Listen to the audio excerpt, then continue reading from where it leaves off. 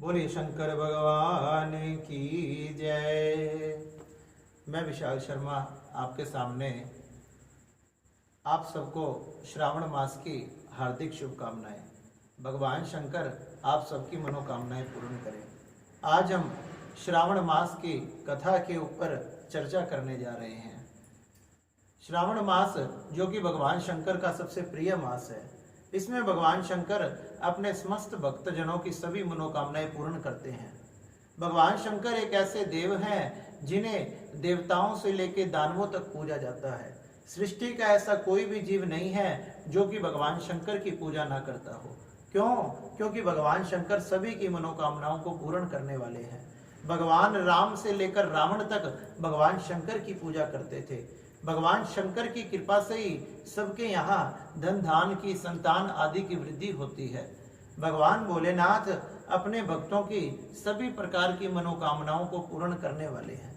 भोलेनाथ ये नहीं देखते कि मेरा भक्त मुझसे क्या मांग रहा है, वो तो बिना सोचे समझे ही उसे वो चीज दे देते हैं। आप सबने कथा सुनी होगी। कथा आती है कि किस प्रकार से एक दैत्य ने भगवान शंकर की तपस्या की और जब भगवान शंकर उसके कठोर तप से प्रसन्न हो गए तो भगवान शंकर ने उससे कहा कि क्या मांगना चाहता है। उसने भोलेनाथ से मांग लिया कि हे भोलेनाथ, जिसके सिर पर हाथ रखूं वही भस्म हो जाए, ऐसा वरदान दे दो। भगवान ने तथास्तु कह दिया। भगवान को क्या पता था ये क्या चाहता है।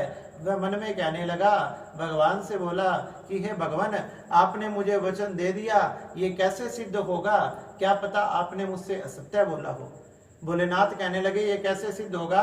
अरे भोले बाबा, आप मेरे पास में आओ, आपके सिर पर हाथ रख कर देखता हूँ। अगर आप भस्म हो गए तो वरदान सत्य है, नहीं तो असत्य है। अरे भोले बाबा सोचने लगे, इसने तो मुझे ही दुविधा में डाल दिया। और भोलेनाथ आगे आगे और वो भस्मासुर पीछे पीछे। भगवान नारायण ने आकर भगवान शंकर की रक्षा करी और नारायण भगवान कहने लगे, हे भोले बाबा, आप तो सभी को बिना सोचे समझे ही देते हो, थोड़ा विचार करके दो। भोलेनाथ कहने लगे, अरे नारायण, मेरा स्वभाव ऐसा है। ऐसे भोलेनाथ जिनका स्वभाव इतना कोमल है कि भक्त जो मांगे चाहे ना मांगे फिर भी भक्तों का भंडार भर देते हैं। आपको पहले भी बताया था कि सोने की लंका खुद के लिए बनाई फिर भी रावण को दान में दे दी। इस प्रकार से भोलेनाथ का स्वभाव बड़ा ही सुंदर है। शौनकादिक 88,000 ऋषि सूर्य सुत जी महाराज से पूछने लगे, हे सुत जी महाराज, हमें ऐसी कथा सुनाइए जिसे सुनकर हम तृप्त हो जाएं, और कथा सुनने की हमारी इच्छा ही ना रहे। सभी जन्मे हुए प्राणियों के पाप उससे नष्ट हो जाए, सभी की मनोकामनाएं पूर्ण हो जाए।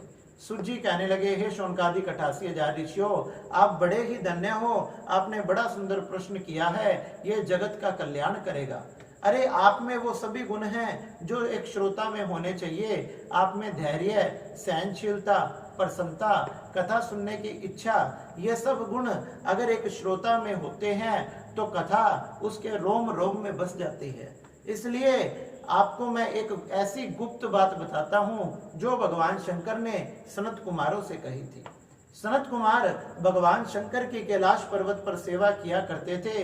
ये ब्रह्मा के 4 पुत्र भगवान की बड़ी मन लगाकर सेवा करते थे।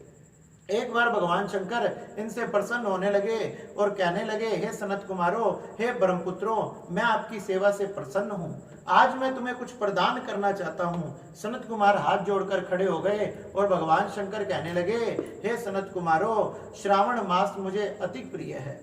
यह गुप्त बात आज तक मैंने किसी से नहीं कही, ये मैं तुम्हें ही बताता हूँ। 12 मासों में श्रावण मास मुझे सबसे प्रिय है। श्रावण मास मुझे इसलिए प्रिय है क्योंकि कोई भक्त मेरी कथा सुन भी ले तो श्रवण मात्र से उसका कल्याण हो जाता है, इसलिए इसका नाम श्रावण है। तथा पूर्णिमा में श्रवण नक्षत्र के योग से भी इसका नाम श्रावण हुआ। कोई इसे सावन कहता है, कोई इसे श्रावण कहता है। इस समय मौसम बड़ा अच्छा हो जाता है, आसमान में हवाएं चलने लगती है, चारों तरफ बादल छा जाते हैं, हरियाली छा जाती है, फूल खिलने लगते हैं, मौसम बड़ा सुहावना हो जाता है, पक्षी चहचहाने लगते हैं। इस प्रकार से ये मास बड़ा पवित्र है। इस मास में कोई भी भक्त मेरा नाम उच्चारण करे, मेरी पूजा करे तो उस पर मैं विशेष कृपा करता हूँ। इस सावन के मास में हमने भगवान शंकर की प्रतिदिन पूजा करनी चाहिए। उनका जला का अभिषेक, उनका रुद्रा अभिषेक, उनका पंचामृत से अभिषेक करना चाहिए। ये श्रावण मास के 30 दिन भी अगर हम भगवान शंकर की पूजा कर लेते हैं तो भगवान शंकर हमारी सभी मनोकामनाएं पूर्ण करते हैं।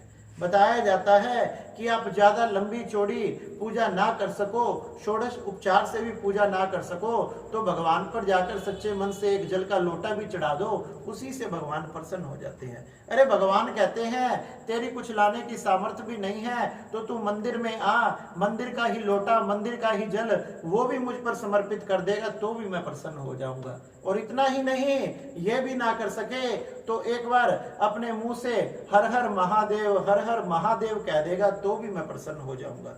इतना भी ना कर सके, अगर मेरे मंदिर के सामने से जा रहा हो, मेरे मंदिर की शिखर को देखकर, ध्वजा को देखकर नमस्कार और प्रणाम भी कर लेगा तो भी मैं प्रसन्न हो जाऊंगा। और इतना भी ना कर सके तो तू जहां भी बैठा है, जहां भी खड़ा है, एक बार सच्चे मन से मेरा नाम तूने अपने मन में पुकार लिया तो भी तेरी सारी मनोकामनाएं पूर्ण कर दूंगा। ऐसे शंकर भगवान जो कर्पूर गौरम करुणावतारम संसार सारम भुजगेंद्रहारम सदा वसंतम हृदयार विंदे भवम भवानी सहितम नमामि, ऐसे भोले बाबा जो सबकी मनोवांछित इच्छाओं को पूरी करने वाले हैं। इस प्रकार से ये श्रावण मास के 30 दिन अपनी मनोकामना मन में धारण करके भगवान की पूजा करनी चाहिए। जो भी हमें सामग्री मिले, दूध, दही, शहद, देसी खांड, शक्कर, बेल पत्र, फूल, शमी पत्र, आंवले पत्र तथा धतूरा, आक, सभी प्रकार से जो जो सामग्री मिले वो सब भोले बाबा को समर्पित करनी चाहिए। भोले बाबा इनसे बड़े प्रसन्न होते हैं तथा अपने भक्तों की सभी मनोकामनाएं पूर्ण करते हैं। भगवान के ओम नमः शिवाय या नमः शिवाय या मृत्युंजय मंत्र या श्री शिवाय नमस्तुभ्यम इस मंत्र का जाप करें। भोले बाबा कहते हैं, हे सनत कुमारो, ये मास बड़ा पवित्र है। इस मास के फल को ब्रह्मा आदि, इंद्र आदि देवता भी नहीं कह सकते, और तो और नारायण भगवान और अनंत भगवान भी 2 सहस्त्र जीवा भी धारण कर ले तो भी इसके फल को नहीं कह सकते।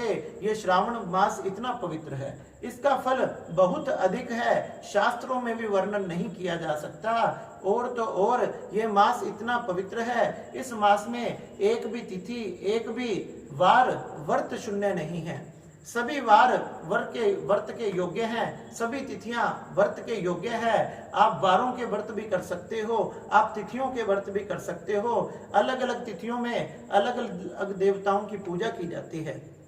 सनत कुमार कहने लगे, कौन से वार में किसकी पूजा की जाती है, कौन सी तिथि में किसकी पूजा की जाती है, कौन से देवता किसके हैं, किस प्रकार की पूजा की जाती है, क्या इसका जागरण विधि है, क्या इसका विधान है। हे भोले बाबा, ये सब हम आपसे जानना चाहते हैं। भोले बाबा ने क्या क्या उनको व्रत की विधियां बताई तथा जागरण की विधि बताई, ये आपको दूसरे अध्याय में सुनाएंगे। आज हमने आपको श्रावण मास का प्रथम अध्याय श्रवण कराया है। कल दूसरे अध्याय में आपको बताएंगे भगवान शंकर ने किस प्रकार से सनत कुमारों को क्या विधि बताई।